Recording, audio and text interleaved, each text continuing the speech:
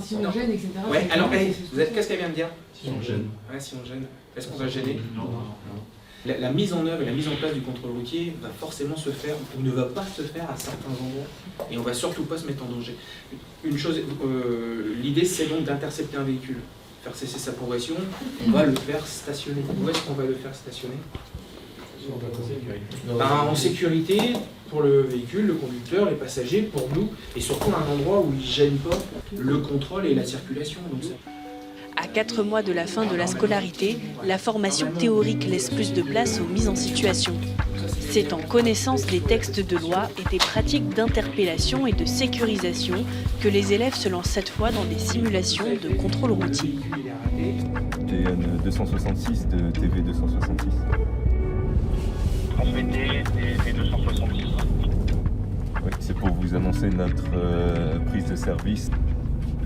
TN 266 de TV 266. Ouais, transmettez. Donc pour signaler qu'il n'y a aucun rassemblement, qu'il n'y a personne au niveau de la sous-préfecture. Et donc on se rend conformément aux instructions du chef de service au niveau de l'avenue Thiers pour effectuer un contrôle routier. Activez les plots.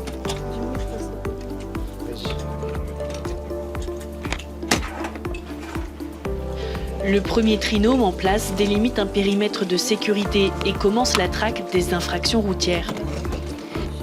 Quelques minutes plus tard, au volant d'un véhicule noir, la conduite d'un homme va interpeller les 3 élèves. Leur intuition est la bonne.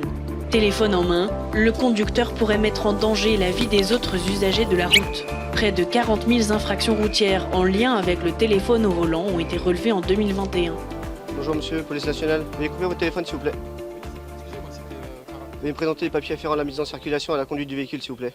L'infraction désormais constatée, les 3 élèves gardiens procèdent au contrôle habituel des papiers d'identité du conducteur et du véhicule. Grâce à l'alphabet aéronautique, utilisé à l'échelle mondiale pour la radiotéléphonie, les élèves communiquent avec la centrale. TN 266 de TV 266. Ouais, transmettez pour TN 266. Est-ce que vous pourriez passer au fichier des personnes recherchées? Madame Lounès Camille, j'appelle Lima Oscar Uniforme November Echo Sierra 2 fois. Camille sans difficulté. Née le 22 mars 1995. Oui, donc FPR négatif pour Lounès Camille. Avant de laisser partir le conducteur, les élèves le soumettent au dépistage d'alcoolémie. Monsieur, je vais vous laisser souffler jusqu'au claque. Jusqu'au claque? Ouais, allez-y soufflez, c'est moi qui le tiens. Encore. C'est bon, parfait. Négatif monsieur. Le formateur de la section va soumettre ses élèves à une autre situation fréquente, un refus d'obtempérer. En 2021, près de 14 300 conducteurs ont pris la fuite face à la police. Pour des raisons de sécurité, aucune prise en charge du véhicule, aussi appelée course-poursuite, n'est entamée au sein de l'école.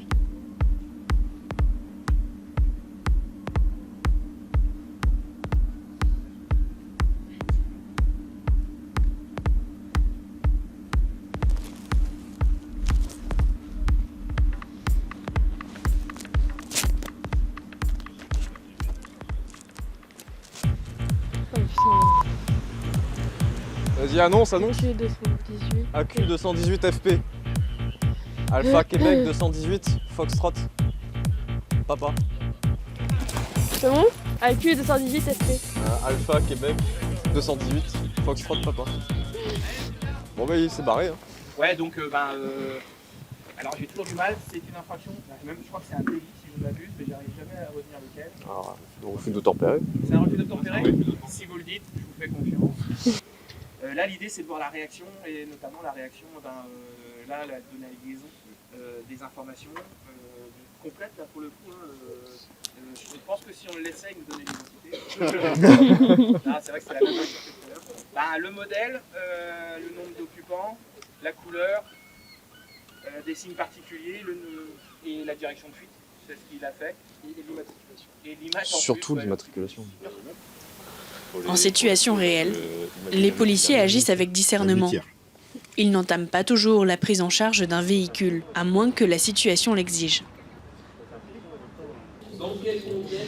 Révision du procès-verbal, nouvelle simulation d'intervention. Au fil des jours, les examinateurs mettent à l'épreuve l'écoute et l'attentivité des élèves.